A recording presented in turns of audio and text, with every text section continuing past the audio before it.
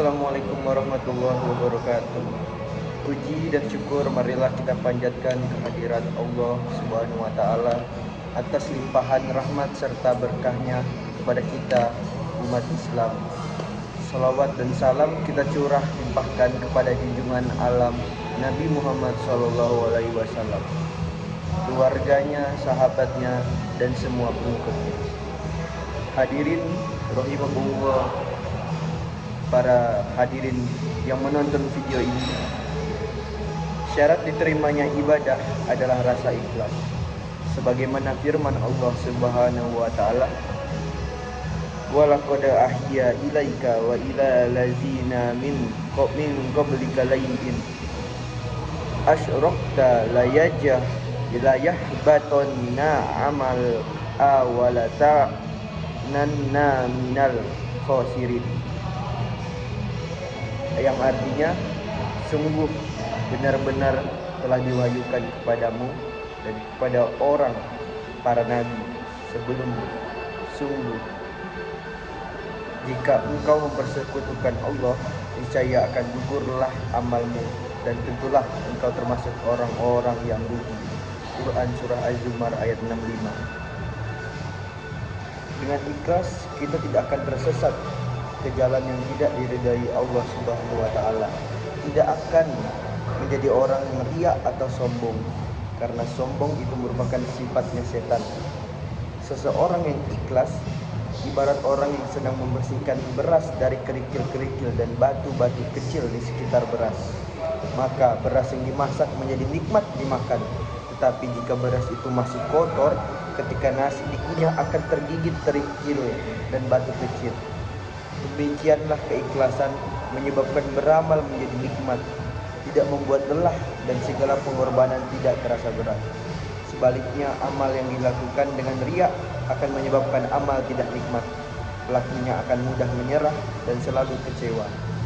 Tetapi banyak dari kita yang beribadah tidak berlandaskan rasa ikhlas kepada Allah Subhanahu wa taala, melainkan dengan sikap riya atau sombong supaya mendapat pujian dari orang lain. Hal inilah yang dapat menyebabkan ibadah kita tidak diterima Allah Subhanahu wa taala. Rasulullah SAW pernah bersabda, "Ikhlaslah dalam beragama, cukup bagimu amal yang sedikit." Dalam hadis lain, Rasulullah SAW bersabda, "Sesungguhnya Allah tidak menerima amal kecuali dilakukannya dengan ikhlas dan mengharap ridhonya." Imam Syafi'i pernah memberi nasihat kepada seorang temannya, "Wahai Abu Musa, jika engkau berijtihad dengan benar-benar kesungguhan untuk membuat seluruh manusia ridho, suka, maka itu tidak akan terjadi. Jika demikian, maka ikhlaskan amalmu, niatmu karena Allah Subhanahu wa taala." Karena itu tak heran jika Ibnu Qayyim memberi perumpamaan seperti ini: amal tanpa keikhlasan seperti musafir yang mengisi kantong dengan kerikil pada pasir, memberatkannya tapi tidak bermanfaat. Dalam berkesempatan lain ia juga berkata, jika ilmu bermanfaat tanpa amal, maka tidak mungkin Allah mencela para pendeta ahli kitab.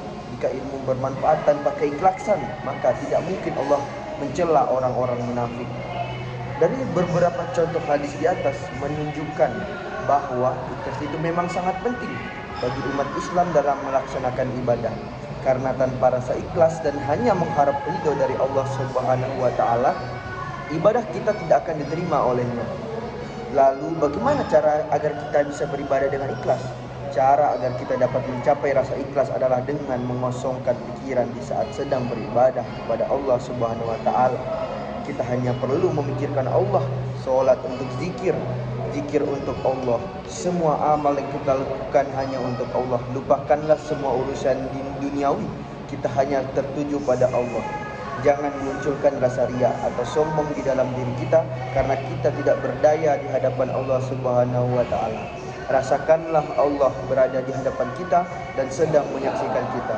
Insya Allah dengan cara di atas Anda dapat mencapai ikhlas, dan jangan lupa untuk berdoa memohon kepada Allah Subhanahu wa taala agar kita dapat beribadah secara ikhlas untuknya. Demikianlah yang dapat saya sampaikan, mudah-mudahan bermanfaat. Mohon maaf atas segala kekurangannya. Billahi taufik wal hidayah. Wassalamualaikum.